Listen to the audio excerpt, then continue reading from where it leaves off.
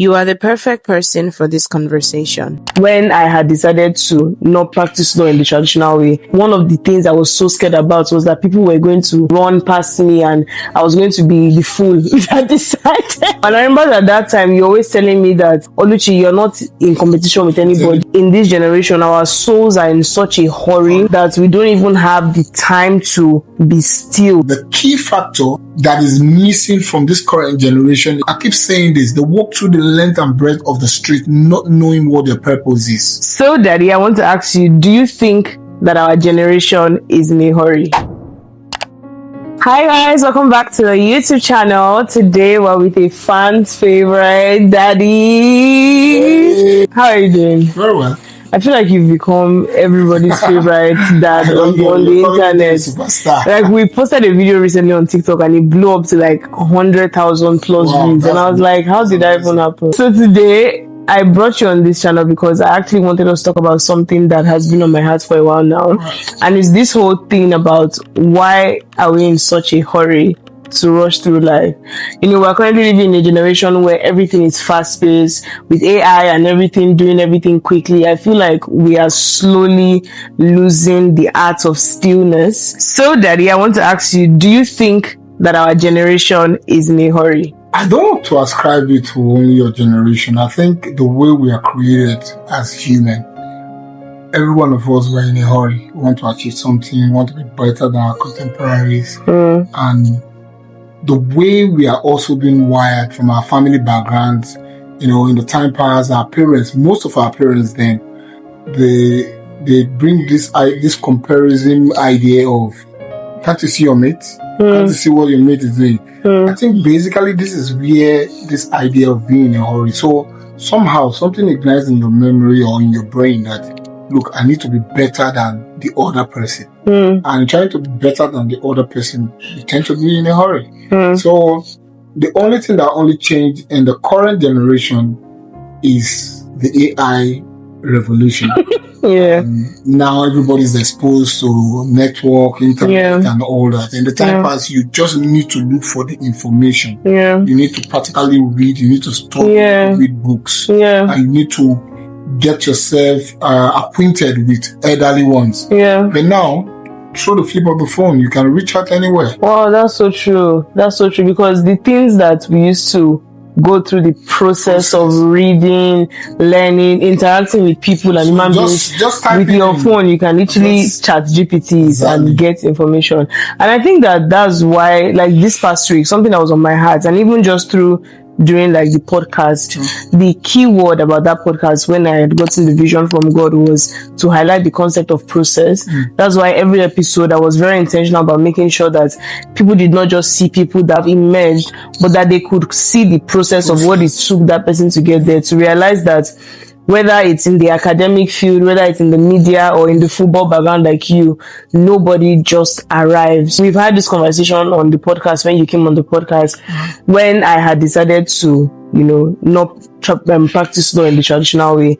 And I remember that during that time, one of the things I was so scared about was that people were going to pass me, or they were going to run past me, and I was going to be the fool that decided. I was going to be the fool that decided to not go and work in a law firm, you know. And I remember at that time, you're always telling me that, Oluchi, you're not in competition with anybody. Like, I'm not putting pressure on you, so why are you putting pressure on yourself? But every day, like, I would just be like, oh my God, like, this person is working here, they're earning this amount. Oh my God, like, what am I doing with my life? And now that I have a job, I've come to realize that that void that I was feeling was not a job size void, because now I have a job, but I still feel this hurriedness. Like, and sometimes I have to, yes, in this generation, our souls are in such a hurry that we don't even have the time to be still. When you get dressed up, your mirror defines you. Your mirror tells you that I'm looking good.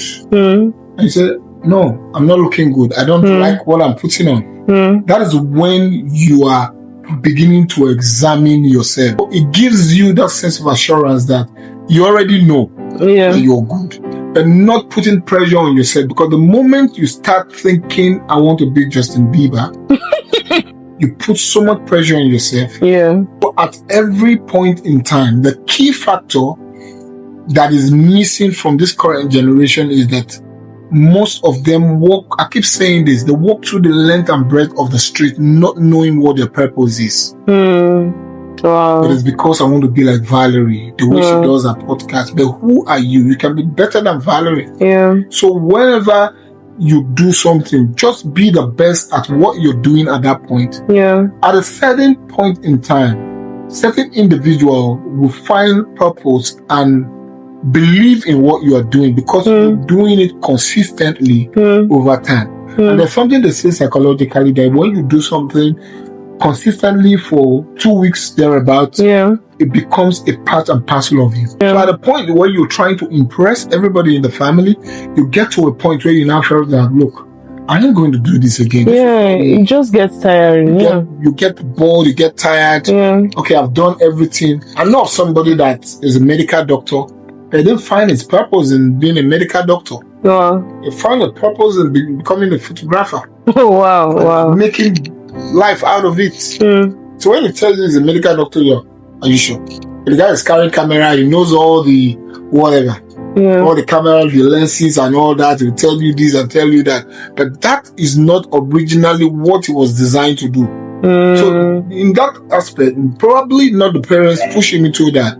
But because he knew in the environment where he was growing up, there were medical doctors and he was telling, look at how everybody is respecting this medical doctor. He's so well respected. That is what I want to become. But that is not your purpose. But you can only discover your purpose in the place of prayer. Because that is the only way you find it. Yep. And even just this week when I was reading the Bible, something that was just highlighted to me was just the fact that I just heard so clearly, like, David can never be Jonathan and Jonathan can never be David. And I was like, what does that mean? But it really just points to the fact that, when you look at David, I'm sure when David was anointed as king and he met Jonathan, I mean, the Bible doesn't say this categorically, but I just like to paint pictures. Can you just imagine him approaching in today's world the president's son? If David was not a man who knew himself, there would have been jealousy, comparison, and he would have used that envy and lack of identity and lack of not knowing his purpose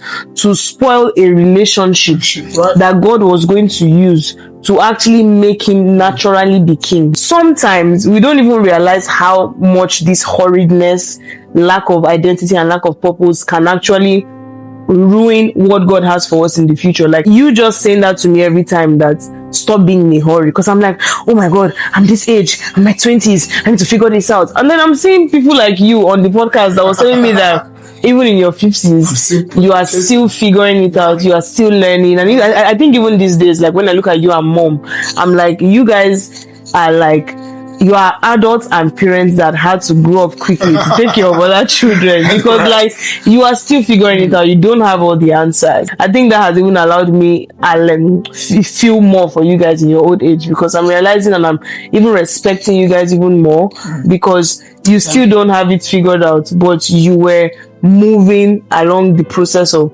from being a husband to fatherhood to now very soon you'll be a grandfather by the grace of God. You'll be a grandfather by the grace of God. Do you currently feel in a hurry to rush through life? Like, I know sometimes we like to give perfect answers of don't be in a hurry, but sometimes it's not that easy to just tell people don't be in a hurry when there are many things that you want to achieve that you feel like you've not achieved. When you become very critical of yourself, there's a tendency for you to start navigating towards that direction. But when you remember the word of God that says nothing is impossible for them that entrust their hope upon the Lord, then you now know that, has God failed? No.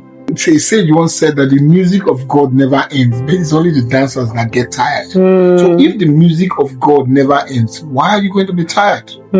So that gives me a refocused mindset and redirection that, look, it is not at this point that you want to start being in a hurry to achieve stuff. When you now look back at where you are coming from, there's the reassurance that gives you that confidence that I've not done badly. Focus on what you're doing and keep looking at where you're going to don't allow that pressure of, oh, I want to be like this person. Oh, I should have been like this person. Oh, this person has XYZ. I don't have it. Just who are you? This whole thing is just about gratitude, right? I remember like this past week, I was just sitting down and I was like thinking, I just got into this spiral where I was like, God, will I always be a YouTuber? Like, will I just be doing YouTube? Okay, now I'm practicing law, but will I ever go back to, 9 to 5? Like, so many questions were going down my mind. And while I was getting anxious, I think what I just began to remind myself of was the goodness of God, right? And this is where I started from uni. I was like, Valerie, you went through 100 level to 500 level. Right. The Lord provided. You went to law school. Like, anybody who goes through law school and comes out of it successfully, alive, hale and hearty, has gone through, like, you are actually fit to go to the Nigerian military. As far as I'm concerned, because like, that place, what it does to you, the tenacity it takes to go through that process and come out is insane. And I was like, well, you came out of that place, you passed the bar exams, you were called to bar, you are a lawyer. These are things that when I was 15, I didn't even see it possible, right? And now, when you came out of law school, you were unemployed for almost practically a year. And you wondered whether anybody will ever employ you. You are now employed. You are now, by the grace of God, valuable, and you're still becoming valuable, and you're still becoming. So, do you now think that the Lord who did it all up until now will now say, oh, Valerie, okay, at this point, I think that let's just call it a break. You just go your own way. I was like, I think from that remembrance, I sat down, like, I was not even saying it out loud. I just played worship music and I was just saying it to myself, like, Valerie. And the Bible verse that came out of my spirit was, even if my father and mother abandon me, the Lord will never abandon me. It was the Bible verse that David said to himself when I believe he was very down. And I just said to myself, like, even if my father and mother abandon me, the Lord will never abandon me. So there's no need for me to be afraid. I know you will never abandon me. And I'm sure that David knew that his father Jesse will not abandon him. Right. Because when you read the story of David, you can tell that Jesse loved his son, right? But then I think what he meant was, in a moment of despair where he felt forgotten, because if you read that particular, he felt like, the Lord had abandoned him. And I'm sure that this was probably when he was running away from Saul and Saul was trying to kill him. And in that moment, those are the moments where the devil would tell you that God hates you, that if he really loved you, why are you running around like a criminal? I was on my own as a shepherd. You brought me out and said I'm king. And all of a sudden, the actual king is chasing me to kill me. But then I think he said that to remind himself that even if I go to the lowest of the lowest and it gets to a point where I can't fathom my mother and father abandoning me, but even if they do, you, oh Lord, will never abandon me. So in that moment where I felt forgotten, where I felt like slow, and it looks like, these days you are online and everybody's getting married, even people that I did not expect to married, not in a bad way, but like, you just be online and you just see somebody that you went to high school with is pregnant and with a child, and you're just like, I'm still trying to understand the YouTube algorithm, and somebody is pregnant and has a baby, and there's something about be looking at that thing that now makes you think that you're slow. But who told you that even that person, even in that season of motherhood, is still also navigating another journey? Because that's another completely different journey. They are now a wife. Their bodies are changing. And it's the same thing applicable to we as human beings. When you do something for somebody and the person keep appreciating you, keep telling you thank you. When you want to do something for the person, you don't think twice. Like you guys, no matter how little what I do, thank you, Daddy. Thank you. You pray and all that. Because to me, I don't see it as anything. But the way you guys show that sense of appreciation make me want to give everything. And that's the same way that God is. I always tell people, I say, God is the finest artist that I've ever seen. And every artist that you see in the crafts that they created, they'll tell you, that piece is the best piece I did. It was very beautiful. You see another piece in an exhibition, you tell you that piece, and it will give you reason why that piece is the best. So can you imagine God being that artist that created us? You think he's going to create a nobody? He will not waste his time to create a nobody. Everybody has gotten something that defines him or her. It is left on us, on you, and I to bring it to life. And how do you bring it to life? What you're doing now, you're consistent. I still remember when you had only 50 subscribers. Yeah. When is it ever going to grow?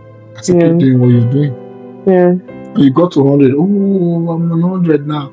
Today is no longer, you're no longer talking about 100. Yeah. So that is what life gives you. Yeah. So it's all about appreciating where God has taken you from to where you are and being consistent. Yeah. So that act of gratitude is what that will take us from the point where we are, where we think that we are laboring, struggling, and things are being delayed, to where we're going to get to, that people will start celebrating you. It's not as if everything that you did, that you brought to light, were perfect. But because you were consistent, people were able to forget about your shortfalls. When you go back today to look at the first video that you shot and look at where you are today, you will now see that there's a lot of improvement. But as at that time, it was just top of everything you were doing. It was the best.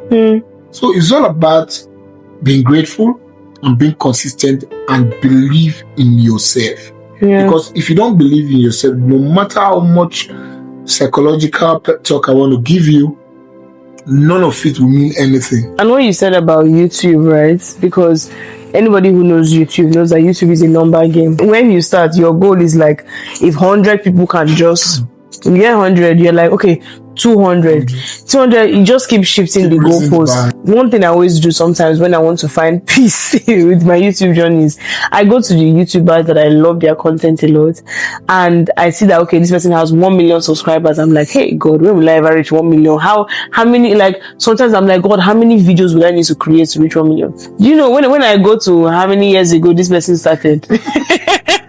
That's what makes me, I would just say, oh, Valerie, just getting started. Keep quiet, do like this. You see, 13 years ago, this person started YouTube when they were just using one, maybe even their computer to vlog, and they were in their room. And I'm like, what gave, and this person was you see that the person has like 1,000 videos, and this person has been doing it consistent even when nobody was watching. Now people are watching those videos that they were doing. There's this girl that I even follow, she's a tech YouTuber. She's been doing this since she was 9-10. Right. She would just take some of her family members' phones in the house, like old phones, and she will review the phones. She always loved tech. And then now, brands, if iPhone or Apple releases a phone, they give her. But then this is just something that she started silly, like how many years ago. And imagine she said, oh, I don't have how many subscribers yet, I think I should just end this, I don't think it's for me. She would never be where she is today. And it just boils down to process, gratitude, and being patient with the design that God has made for you. So to just wrap this up, right? One thing I would just say is, I remember this first Sunday in church, our pastor was preaching, and he said he began to give the analogy of a butterfly, and he basically was saying that when a butterfly is emerging, the process looks very ugly. There's a part of that process where it's hidden in like the pupa, and it just looks very like, what's like, how is this even going to emerge? How is it even going to break forth? Like, no, like, I'm sure the butterfly must be like, what am I going to become? Like, I'm not really sure. And then boom, when it's time for the butterfly to break forth, it emerges and its wings spread and it looks colorful and beautiful. And he was basically saying that before beauty, sometimes the circumstances that precede beauty are not so beautiful. They are not the most beautiful. And I just began to think of life and the way, and then I realized that even scientifically, the way God designed the world, everything revolves around that principle, that before beauty, there's always ugliness. I mean, before light, there's darkness, you know? In Genesis 1, literally, in the beginning of the Bible, it says, in the beginning, God created the heavens and the earth. The earth was without form and void, and darkness covered the surface of the earth. And then God said, let there be light. That is, like, I feel like the answers, so God is probably shocked that we are shocked that things are not, that there's darkness sometimes before light. I think one of the things that climaxes everything is patience is another key word. Because that is why you appear as if we're in a hurry. So once we understand the analogy of the butterfly that you spoke about, it's so simple. You can even relate it to the plants, the yam, the cassava, the whatever. First of all, they die. Well, the moment you plant them, it's not going to start growing. They die. They go through that process of dying because they're being heated by sun and all that. To go through the photosynthetic process and all that. And by the time you know what is happening, you now see something is sprouting out of the ground. Something is sprouting. You go 2 days later, that sprouting is growing. Next thing it starts spreading. Next thing. And no matter how fast the farmer wants the yam to grow, the yam will not answer him until the time that the yam. If it's 3 years, it takes yam to grow. Is that 3 years? That you come? So the thing is applicable with every plant, and then harvest time comes. When the harvest time comes, you forget about those times when to clear the farm, when to burn the bush, and when to start arranging stuff, and the pain. It's just all about going through the process. That's why the Bible says that when a woman gives birth, she forgets her labor pain. The joy of hearing her baby makes her forget the labor. So you that encapsulates everything. I think I want to leave viewers with this word. Let us keep holding on. If God did not allow us to fail in the time past, we're not going to fail now. So that grace that has sustained you to this point is able to take you across. So when you have that at the back of your mind, nothing's going to stop you. Thank you so much, Daddy. You guys, my daddy has become the fans' favorite, and we're so glad to have you here for the second time. Thank you. Thank you so much. It's always a privilege. I'm humbled, and I don't take this for granted. I want to say thank you to every subscriber, everyone that makes comment on each time this show comes to your TV screen, your phone screen, or whatever. Please keep subscribing, keep supporting. And let's grow this. Okay, guys, I'll see you in the next video. Don't forget to like this video, comment, and subscribe if you're not already a part of our community. On here, we share videos like this every week about faith, lifestyle, and the beauty of growing as a believer in this complicated, noisy world. We hope that this episode blessed you. If this particular conversation did, put it down in the comment section down below. And also, guys, subscribe to my dad's YouTube channel. Please subscribe. He has an amazing channel. If you're an Arsenal fan and you're part of the Arsenal community, you're going to love the content that his team creates. I also create content there with him. So we'll see you guys soon. Bye.